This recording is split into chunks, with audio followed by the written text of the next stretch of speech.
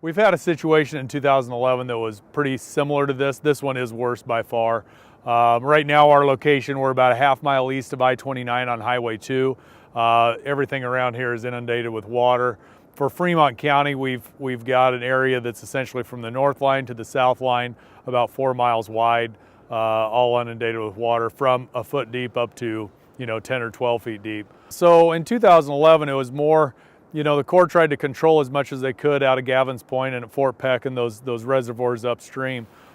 This is more of a flash flood event. There's folks that had 12 hours to get out.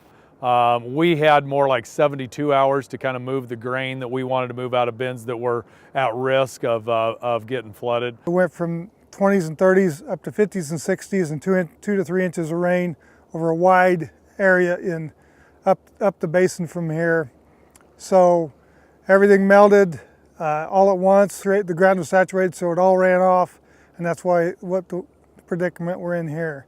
We had 3 days to evacuate. So that's a huge difference right there. First of all, you're seeing what's the most critical things you got to have happen. First of all, we're going to try and take care of people in their homes.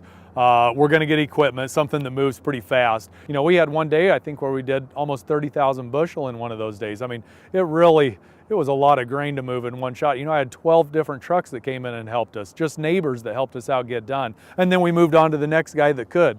3 of the sites that I know of are 3 bins areas.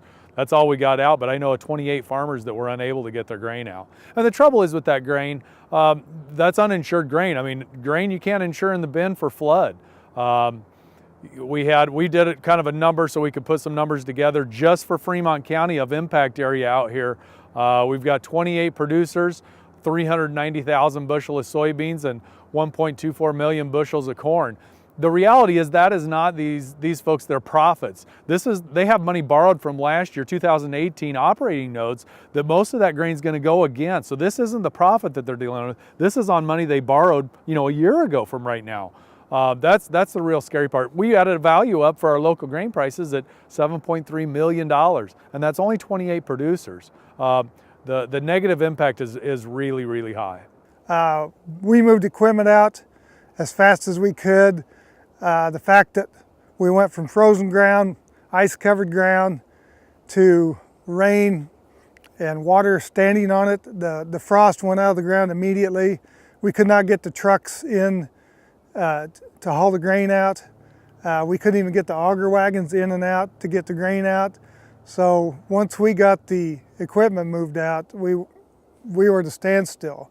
We thought a day or two before our levee breached that we had a chance to get in here and get some of the grain out. It was starting to firm up a little bit, but then our levee breached, and it's been downhill ever since. So we have quite a bit of property that we farm away from this area, but in this area, we're going to try to be coming out here as quick as we can when we get to do things. First of all, we got to get rid of the water, then we got to get it to dry.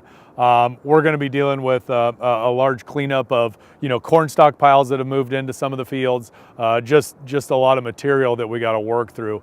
And right now we're I guess I'm looking at it's mid-May at best of what we're going to be able to do, and I think that's a stretch by itself. Well, it's going to take a lot of money and a lot of time. 2011, we received a presidential declaration, disaster declaration, and we will easily get that, I believe, now, because lots more damage, particularly in dwellings and houses, villages like Pacific Junction and Bartlett, and Percival, Hamburg. They've been destroyed. Those homes will never come back. So it affects not just the ag community now as much, it really affects everybody. After 11, we went through some really good years of farming, 12, 13, 14, and 15. And a lot of these guys had to put a lot of that gain in equity towards repairing a lot of these fields or repairing the roads, digging the ditches, redoing a lot of infrastructure here on their farms, drainage ditches and those type of things. Well, right now in agriculture, we don't have those type of funds coming in. So it's a whole different deal that is different than 2011. We had more funds afterwards, and this flood is worse. There's a lot of struggle in agriculture, and it's no different here as it is anywhere else. Well, you thought you made it through last year. We had pretty solid yields, and we thought we were going to be able to, come into 2019. this changes things. I mean, this is a real shot. Unfortunately, I really feel for a lot of guys because this is going to be pretty detrimental.